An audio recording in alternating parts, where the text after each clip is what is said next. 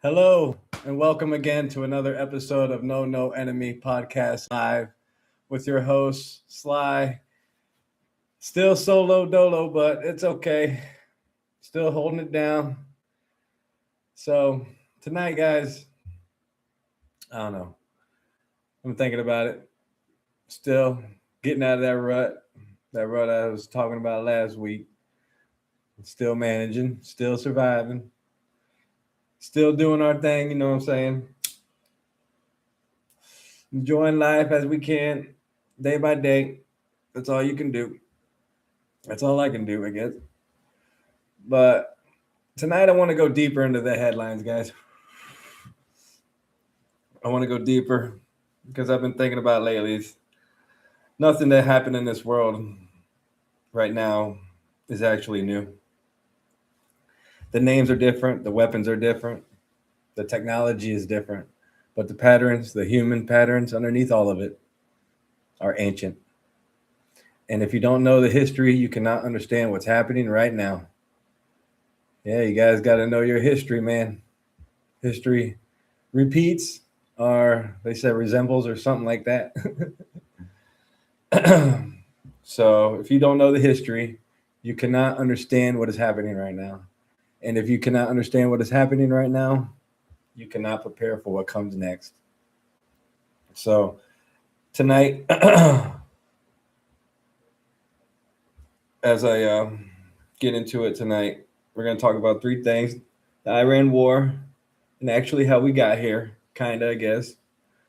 The DSA, they're still there, guys.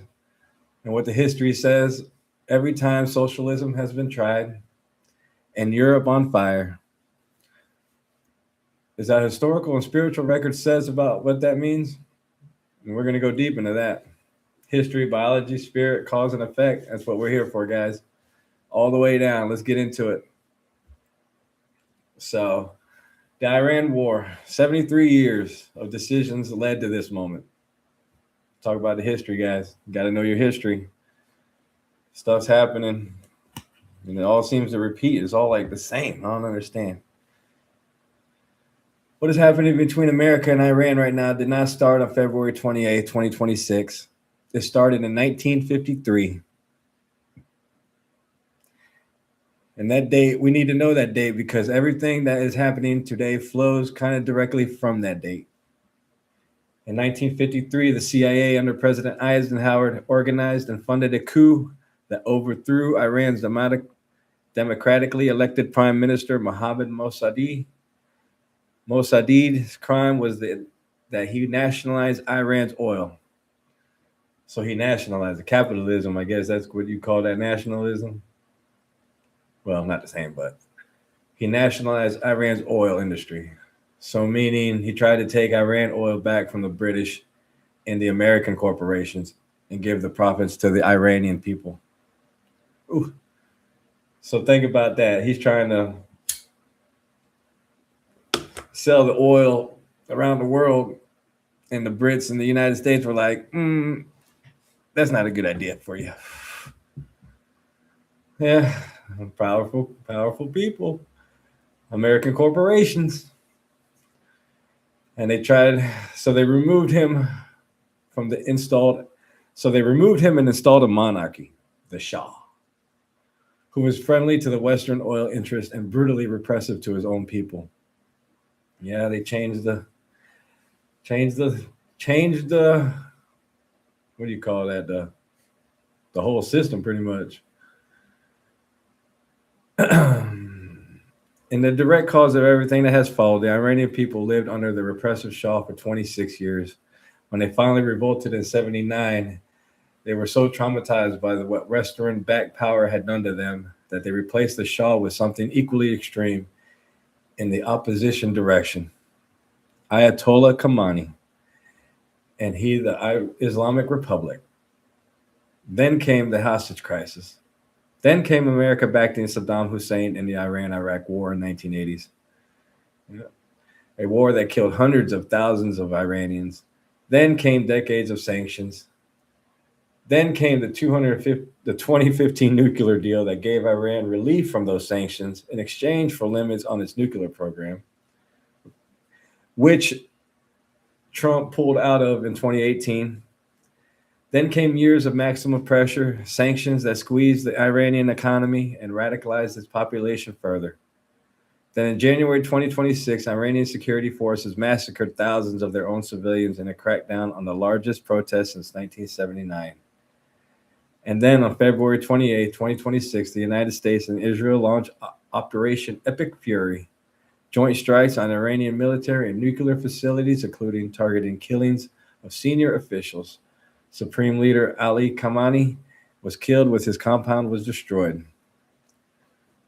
The International Energy Agency said the conflict is creating the largest supply disruption in the history of the global oil market.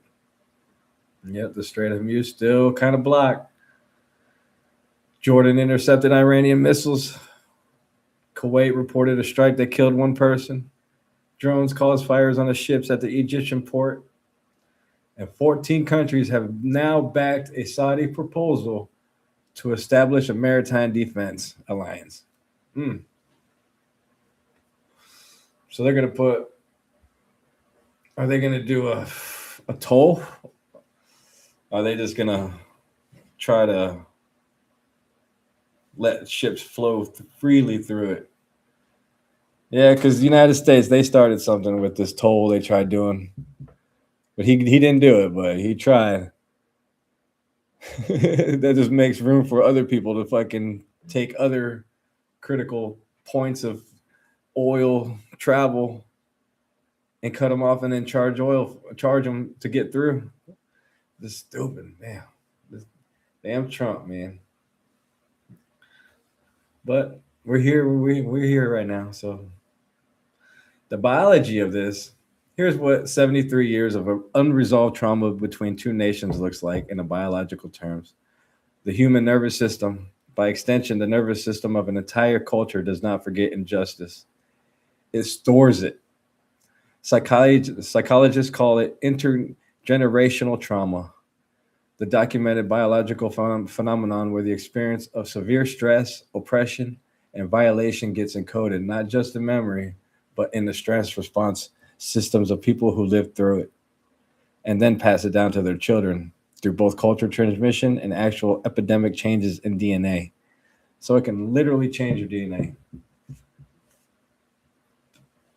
Think about that. Literally change your DNA by all the fucking hardship that you're going through. Iranian people who are both culture transmission and actually epidemic. Alive today grew up in families that experienced the CIA coup, the Shah's secret police, the Iran-Iraq war, the sanctions. The trauma is not just historical, it's biological. It lives in their nervous system.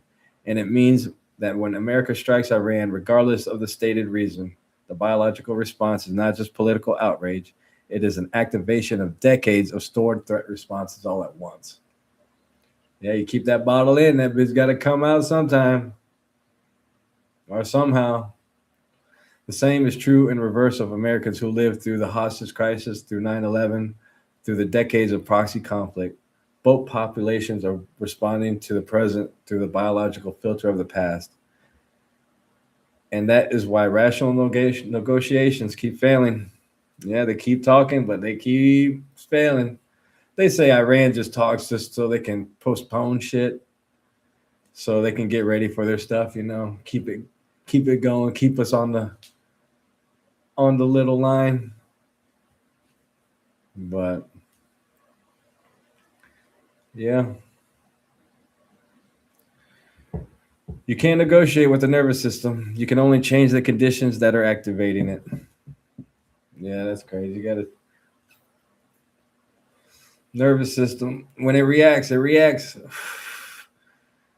And all that decades of hardship and trauma of people trying to. And that's the thing. America, we're big. Iran, they're there. They're small. Not everybody's with them, and they're fighting for their life. And we're there. He wanted to stop this for some reason. He wanted to, the nuclear. He wanted to stop their nuclear stuff. But it's led to so much more so far. It's crazy. So I want to get in the spiritual side of it, guys.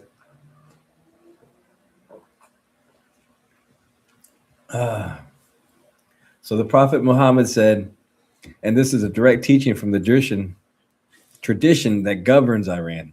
This is from their scripture. The greatest jihad, the greatest struggle is not the external war against the enemies. It is the internal war against its lower self, the ego, the fear, the part of the human being that reaches for destruction when it feels threatened. Jesus said in Matthew 26:15, scripture, y'all, all who draw the sword will die by the sword. That is true. Not as a threat, as a description of a low that operates as reliable as gravity. Every war in human history that began as defense ended by producing the next war grievance. In 1953, coup produced the 1979 revolution. The 1979 revolution produced the hostage crisis. The hostage crisis produced decades of sanctions. The sanctions produced the nuclear program. The nuclear program produced Operation Epic Fury, and Operation Epic Fury is producing whatever comes next. The sword keeps getting drawn, and the laws keep operating. The question we're sitting with tonight, guys, is who's in the right in this conflict? It is whether anyone involved on any side is operating from something higher than their biological fear response and their generational trauma. And if not, what does history says happens next? It says it's going to keep on repeating itself. Same thing is going to keep on happening. It just keeps on repeating. And we got to learn, guys. We got to try to learn from it. So I got a couple questions.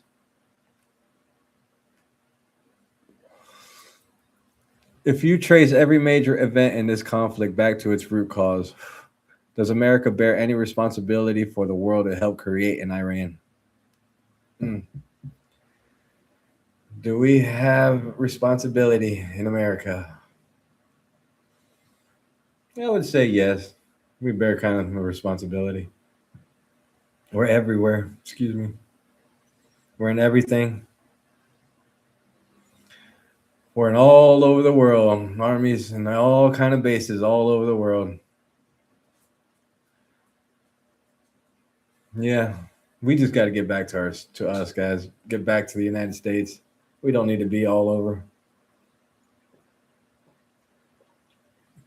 And don't get me wrong.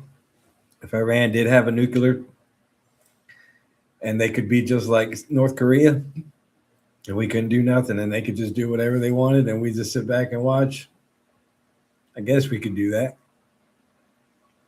But I'm sure a lot of people over there would be suffering. But is that our responsibility? Is that America's responsibility? Ask yourself that.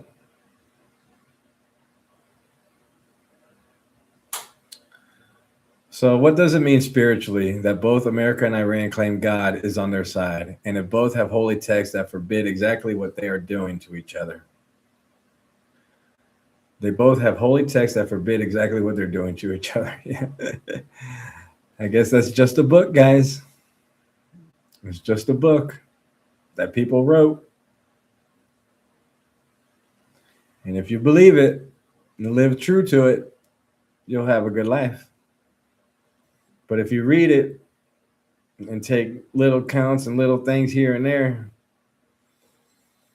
like I guess we're doing with America and Iran, claiming that God's on their side, because God wouldn't want this. I don't know, but I'm just assuming he wouldn't want this. But I guess he is. We are here for the experience, for him to know.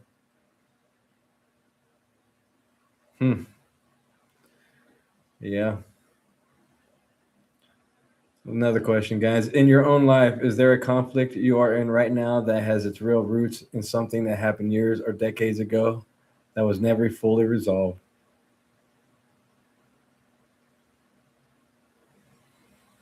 Is there a conflict in your life? As for me, I guess a conflict would be, let's see. I guess the choices I've made, I guess. But it got me here to be content. It got me here where I'm at right now. I'm comfortable. You know what I'm saying? I have this I'm doing right now. I'm not out there in the rain walking with a bag on my head or something, you know. But I guess the conflict is me, my mind. I got to break away from all that negativity, all that non-empathy that I had. Yeah. Try to make better choices. But it's hard in this world, this shit. Jesus. Like I said, I've been in that rut for a little while. But hopefully this week I'll come out of it. We'll see, I guess.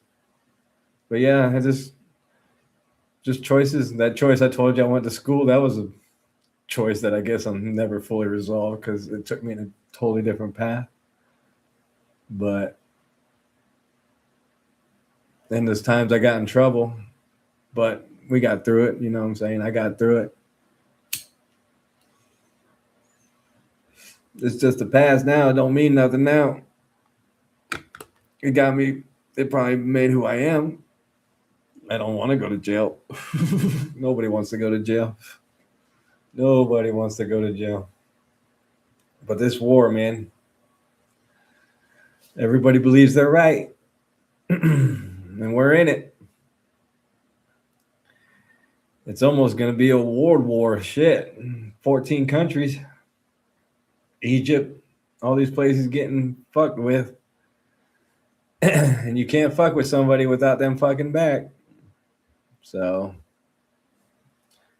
and I'm sure all of these countries are just looking for an excuse to be like, all right, it's time, guys. We hated them. We hated them for a long time. Let's go get them. That might be kind of what's going on. Different countries hating each other and they're being civil for now, but then this goes on. Iran, USA goes and bombs people. And they're like, hey, well, shit, we'll just say they did it, and we'll just say, hey, they're with them. Fuck it. Like supposedly Spain, all those kids coming through. That was crazy. That was crazy. But they're saying that Spain had something, they're not getting along with Israel, so Israel told Morocco to fucking fuck with them, fuck up their infrastructure and shit, just run through them. It was crazy. That's stuff I'm hearing though, but who knows if it's true? Who knows if it's true? And we didn't even get to vote yet again. Shit. November, guys. It's time to vote in November. You can vote Trump out or keep him in. How you guys feel? No, we still gas. What is it? 380 now? Something like that right now? What's today? July 2nd or August 2nd? Oof. But what happens if we the Democrats in it? And I'm not a Democrat or Republican, but what I'm hearing from the Democrats right now, I don't know. It doesn't sound good. The history nobody is telling you about the DSA. So let's get into it. The DSA is winning, and the history says we should pay attention to what comes next. Since 2018, 305 DSA-backed lawmakers have won their races. Democratic Socialists won primaries this season in Georgia, Kentucky, Colorado, and New York. DSA officials have already shifted organizers, volunteers, and resources toward Michigan and Wisconsin, where Abdul Asid is in a hotly contested Democratic Senate primary, and Francisca Hong is gaining steam in a Wisconsin governor's race. A Pew Research, PEW research survey found that 52% of liberal Democratic voters now favor Democratic Socialist leaders Zohran Mamdani, DSA member, and New York City's first Muslim and Asian American mayor. So far, he's already frozen rents of 40% of New York apartments, and he's got that city-run grocery opens. I don't know. I think the establishment is getting a little rattled, and a movement's coming towards the Midwest. Guys, you got to pay attention. But here's the history that has to be part of this conversation, because the grievance driving the DSA are real, And the history of what happens when the grievances get channeled into socialist governance is also real. So let's get some examples because we have examples, guys. History. You got to know your history. In 1959, Fidel Castro came to power in Cuba on a platform of ending poverty, fighting corruption, and giving the country's resources back to its people. Sound familiar? Sound familiar? Bernie Sanders? Within 2 years, he had seized every private business, wiped out political opposition, and turned Cuba into a one-party state. In short order, Castro wiped out political opposition, socialized the entire economy, and forced Cuba's once vigorous business community to escape in masses. 65 years later, Cubans are still fleeing on rafts. 65 years later, guys. And that's what happens when you try to break up something. It doesn't take overnight. It takes a long time to get back. Venezuela is the most recent and most instructive example. Hugo Chavez took a peaceful middle-income country and transformed it into what one analyst called a nightmare that puts the ruinous Soviet Union of the 1980s to shame. Venezuela has the largest proven oil reserves on earth. It should be one of the wealthiest countries. You would think. Man, you have all that oil, man. You should be wealthy as fuck. All that oil. You should be wealthy. Selling it, being capitalist. But what are they doing over there? Socialism.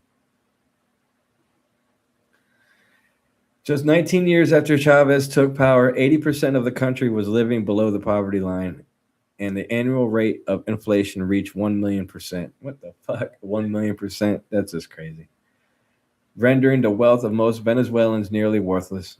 And in the Soviet Union, the largest social experiment in history, millions died. And government-provoked famines during the collectivization of farmlands, and by the time the system collapsed in 1991, the ruble had lost 90% of its value.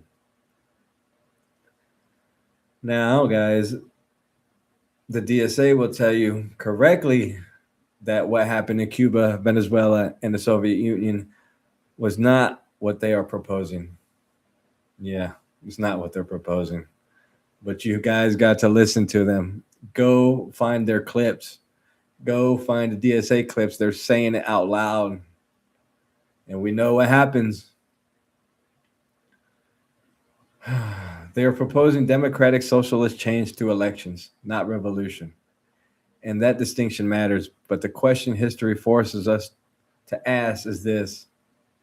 Once a socialist government gains enough political power to restructure the economy, once it controls the housing and grocery stores, the healthcares, the schools, what has historically prevented that power from being used to silence opposition, punish dissent, and eventually remove the democratic part of the democratic socialists entirely? So in history, they say the ones that were screaming to do the socialism part, to make it change, do that way, they got their change, but then they weren't the ones that took over, because the people who took over killed the ones that were trying to change it for socialism, and then they took over. Go look into that. Again, guys, we're here with spiritual biology and the cause and effect. The reason socialism keeps attracting genuine support despite its historical track record is not stupidity or ignorance. It is biology. Specifically, it is the biology of inequality and what chronic economic stress does to the human brain and the human soul. When people feel generally locked out, when they watch the gap between the reality and the life they were promised grow wider, every year the brain's threat response activates, and under sustained threat, the brain does something very specific. It stops evaluating options carefully and starts reaching for the most complete reversal of the conditions causing the pain. That is not ideology. That is neuroscience. A generation of Americans who cannot afford homes, who carry crushing debt, who watch banks get bailed out while their parents got evicted, who have realistic path to the middle class their parents promised them, have no realistic path. The generation's nervous system is going to reach for the most radical available alternative, not because Marx is right, because the pain is real. The cause is a system that has failed to deliver on its promise to a generation. The effect is that generations reaching for the thing that promises the most complete break from the system. The tragedy is the thing they are reaching, for it has to own documented biological failure mode. The concentration of political and economic power in the same hands, the removal of the competition that drives innovation, the creation of class of political administration to become new elite while promising to eliminate the elites. Sounds familiar, don't it? Promising to eliminate the elites. But you're seeing what's happening in New York right now, guys. They're leaving. All that money's leaving. What happens when all the money leaves? They come looking for the little money, the little guy, and tax you. So the spiritual. Here's what every spiritual tradition says about the economic justice, and that is not what either side of this debate wants to hear. The Bible is full of direct commands to care for the poor, to cancel debts, to share resources, to not exploit workers. Leviticus 25 describes the year of Jubilee, a mandatory economic reset every 50 years where debts were canceled, slaves were freed, and land was returned to the original owners. That's more radical than what the DSA is talking about. Shit. At the same time, every tradition is equally clear that the transformation of human society requires the transformation of the human heart, not just the redistribution of resources. You can take the wealth from the rich and give it to the poor, and within a generation recreate the same inequality. And if any underlying human tendencies toward greed, tribalism, and the accumulation of power are not addressed at the root, the Cuban Revolution did not fail because the people who made it were evil. It failed because political power, without spiritual transformation, reproduces the same human tendencies it claimed to be overthrowing. The new boss ends up looking like the old boss, not because revolution is impossible, but because you cannot build just a society with unjust human beings. And the only force in human history that has ever produced generally just human beings at scale is spiritual transformation. Not politics, not economic spirit. Spirit. Yeah, but economics would change a lot of people, though. If nobody's really hurting economically, they would be happy. They wouldn't be complaining as much, you know. If gas wasn't fucking $4 everywhere, if it was regular price and eggs were $1 and fucking shit was cheap and we're still making money, we wouldn't be bitching like this, I don't think. So economics probably does got a little thing to do with it. But the politics is what's fucking everybody up. We're putting in the wrong people. You fucking people are greedy. Thank goodness they just passed that shit where they got to you can't be making money in the stock trade, I guess. So Pelosi, fuck you. Oh, I'm sorry, Pelosi. Your husband was the one that was doing it. My bad. You had nothing to do with it. You had nothing to do with it. So spirit, guys, in you, starts with you and then changes everything outside of you. Yeah, that's crazy. Socialism, man. What he killed fucking shit, 80 million? Something like that? 100 million? Oh, crazy. Socialism. So let's get into some questions. And the guys, put the answers down. Let me know what you guys think. So the DSA has 305 wins since 2018. At what point does a movement stop being a fringe and start being the future of the party? Yeah. It ain't no fringe no more. 305, that's a lot. But what are they winning? I'm not sure. But one's going for mayor, one's going for senator, it looks like, or some shit. It starts little. They start little and then flood in, change little by little here and there, and then they start in their community and then branch out. So it's not a fringe thing no more, guys. This you Democrats need to get you guys in order. Because you guys aren't saying shit about it. And you know it's bad. You just want shit to go fucking collapse. You just want shit to collapse. That's what it sounds like. I haven't seen some people are speaking out about the DSA on the Democratic side, but not as much as they should be. And I'm not even Democrat or Republican, but I'm talking about these motherfuckers like they're gonna fuck shit up because history is proven. History has proven it has. So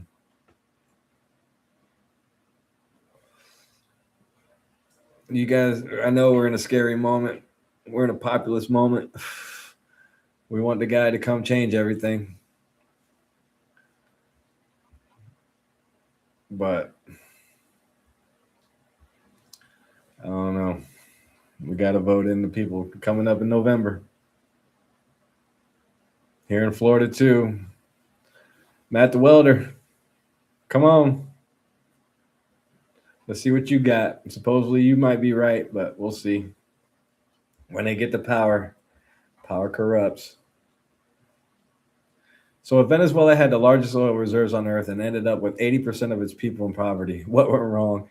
And does the history matter for what is being proposed in New York right now? Yeah, history matters. The same shit. It repeats. They keep doing the same shit, just different people. Different people. Same thought. Get in there. Some of them might be for the good, but then they get in there and then they don't know what the fuck. Start fucking shit up. That's what they start doing. But hopefully we get tired of it. And I'm starting to see it now in like different like community the town hall meetings where they have the town hall with the city council and all them. They're starting to talk shit back to them. And that's the start. We can vote them out. But we were just too scared, I guess. We were in that woke movement. In that woke movement, we weren't saying nothing. Nobody was saying nothing. Nobody was taking accountability. Nobody was telling people that they need to tighten up. Don't be fucking stupid. But I think that's starting to change. In Venezuela, the largest oil, they had the largest oil. Now it's USA's oil. This fucking country.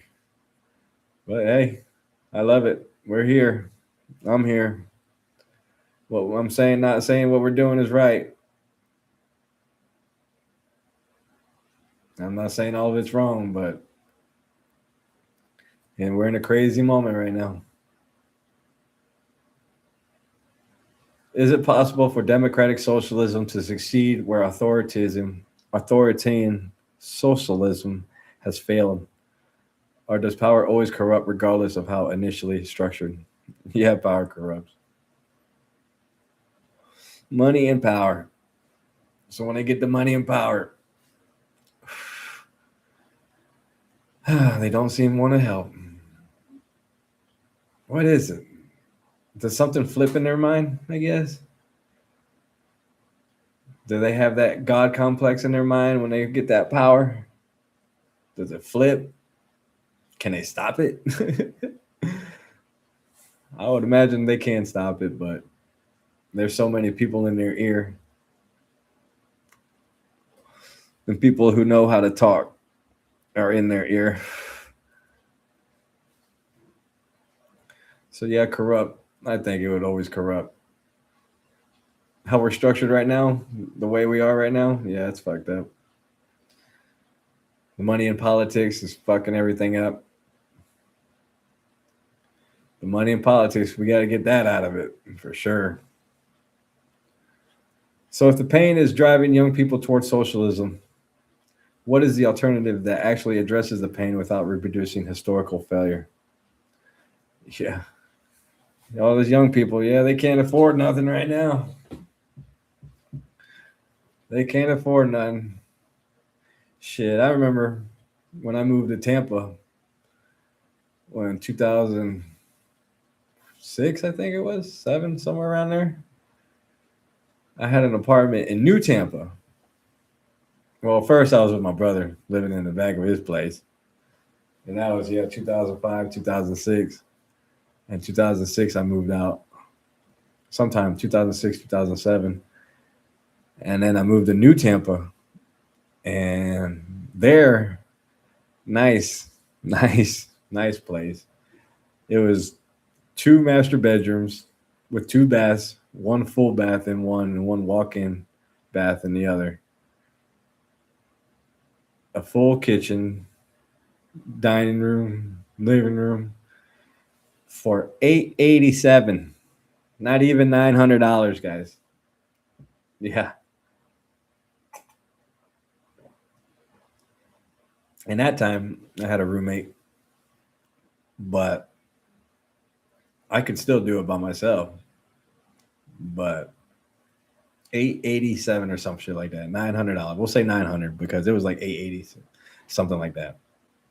But for a 2-bedroom, master bedroom, 2 bath, this shit was big as fuck. It was beautiful. Had the pool and everything outside or out at the fucking lobby or whatever the fuck you call it. It was nice. All the ladies. Oh, I live by USF, so they were all there. It was beautiful, but that's what I'm saying. Now they can't even afford that shit. A 1-bedroom fucking shed in the back of somebody's house is $1,000. You fucking, oh, you people make me sick. You people make me sick. You're charging that much.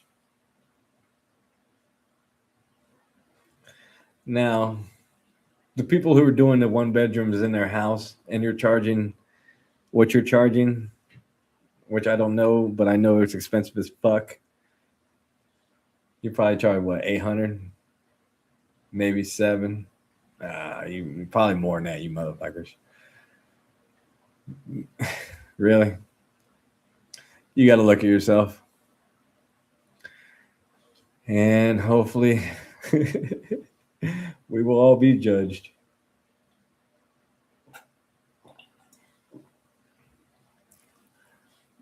But they say we don't get judged. They say we all just live it and experience it.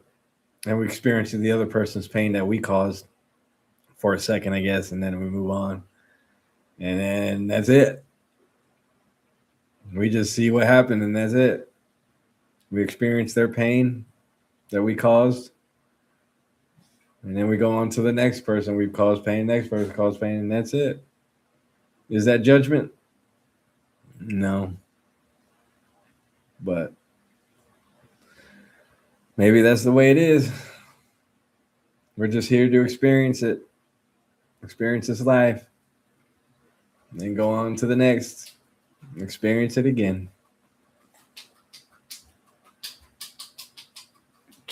You okay over there? Come here. Come here. Come here. Well, we got to get Night in the picture. Night. Whoops. That's Night. This is Knox. Come here now. Come here. Say hi. Hi. Yep. Here's security. Security. Oh, I get kisses. They give me kisses. That's my boy. Yeah, that's my boy. This boy loves to run and fetch. He sure does. He probably wants to go outside and do it right now, but we're not. I'm talking to you guys. But yeah, the DSA, man, we got to watch them. I'm going to keep tabs on them. I'll let you know what they're saying and shit. Keep on keeping on. Because I know nobody's listening, but if you got an hour to listen and see what's going on and see what we can do to try to help each other and build this community, subscribe. I hate saying that. You guys know. So, yeah, on to next. What's going on? Europe's on fire. Is there climate change? I don't know. The history of the Earth responding and what it means. So far in Europe, 2026 wildfire season is on track to be the worst ever recorded. Satellite data confirms more than 250 hectares burned before peak summer. I have no idea what that word means. It must be a lot, though. It's more than an acre. It's a hectare. An area roughly the size of Luxembourg, with the fire counting running at more than double the historical annual average before peak summer even arrives. Spain recorded its largest wildfire in history. France carried out its biggest peacetime evacuation ever. More than 350,000 people have been displaced across Spain, France, and so France's prime minister said the situation is most severe ever recorded, the toughest since the Second World War. France has already experienced 3.4 times as many fires as the annual average. Spain sees 1.7 times as many. But here is the history that puts this in perspective. The previous record of European wildfires was 2022, when nearly 660,000 hectares burned across the continent in what scientists at the time called an unprecedented disaster driven by human induced climate change. Before that record was 2017. Before that was 2007. The records keep breaking, not randomly, not occasionally, every few years. And each new record is worse than the last. That is not a weather pattern. That is a trend line. And the trend lines and complex systems do not reverse themselves without a fundamental change in the conditions producing them.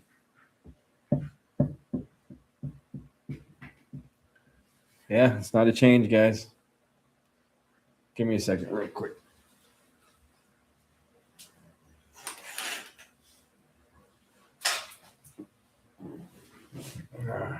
Sorry about that. But yeah, it's not a weather pattern. And records keep on getting broken. I don't know.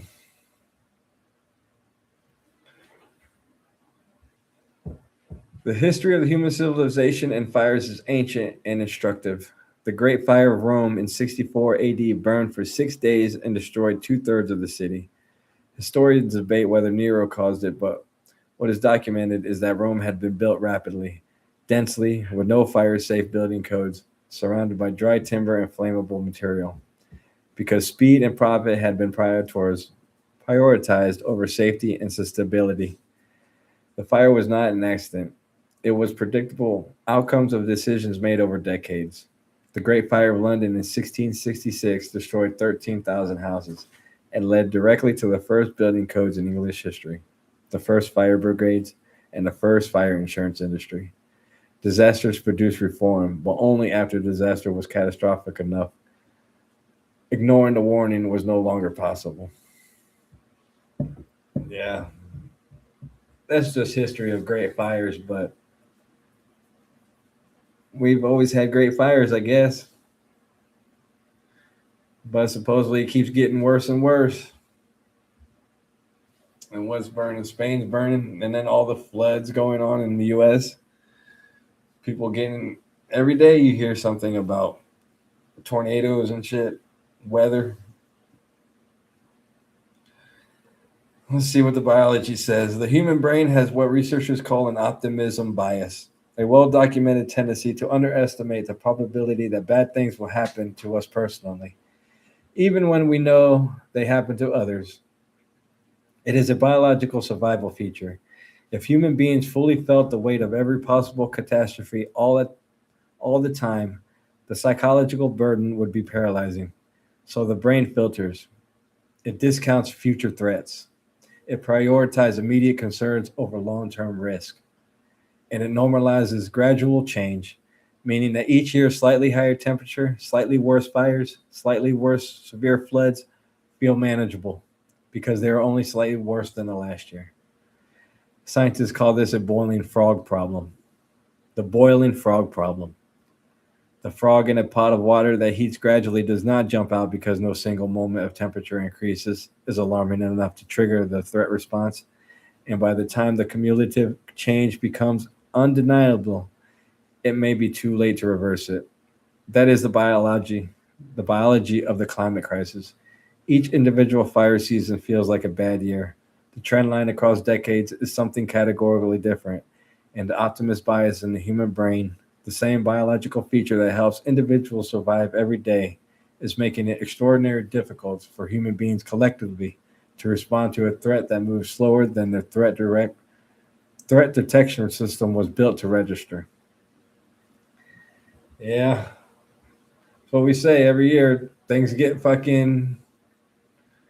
worse and worse, but they think that's just the way it is. Yeah,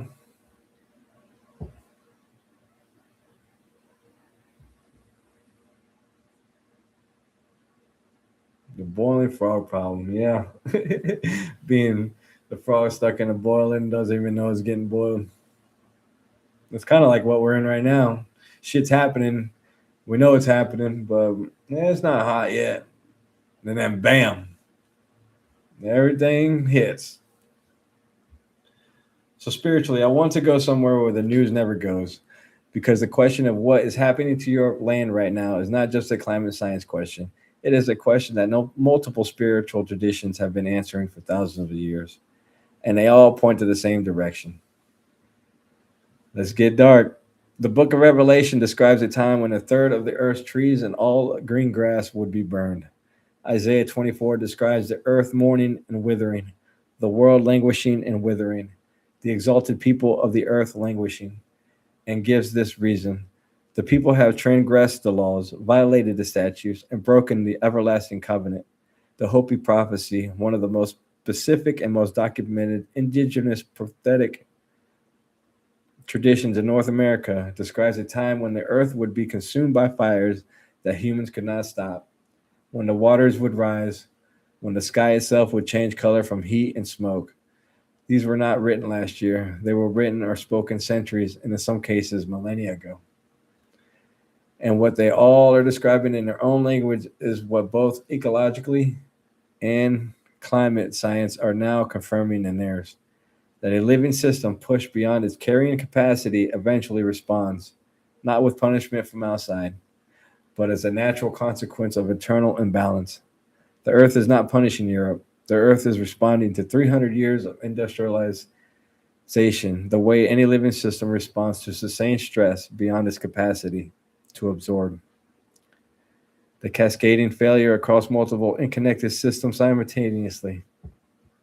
A Christian prophetic voice described 2026 as a defining year for nations, connected to Joel 3, which says, multitudes, multitudes in the valley of decision, and warned of a 5-year spiritual battle beginning now. Whether or not you subscribe to the specific tradition, the convergence of what science is measuring and what spiritual traditions have been describing across cultures and centuries should get every thinking person pause, but are pointing at the same fire. Both are saying the same thing in different languages. The question is whether enough people are listening in either language to actually change what comes next. Yeah. So previous wildfire 2022, 2027, 2007. Trend line keeps breaking its own record every few years. What does that tell you?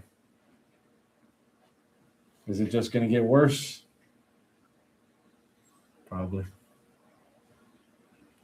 Only get worse to get better, I guess they say. The Great Fire of London in 1666 produced the first building codes and fire brigades. What disaster would it take to produce the equivalent response to climate change? Oh, that's a good one. I don't even think there would be a. They already tried. The climate where they all signed a thing to get the climate down, and then not everybody signed it. So you got to get the whole world to sign it, and the whole world's not going to sign it. So we keep our emissions down, and only a couple countries do it. Look at what happens to the countries that are doing it.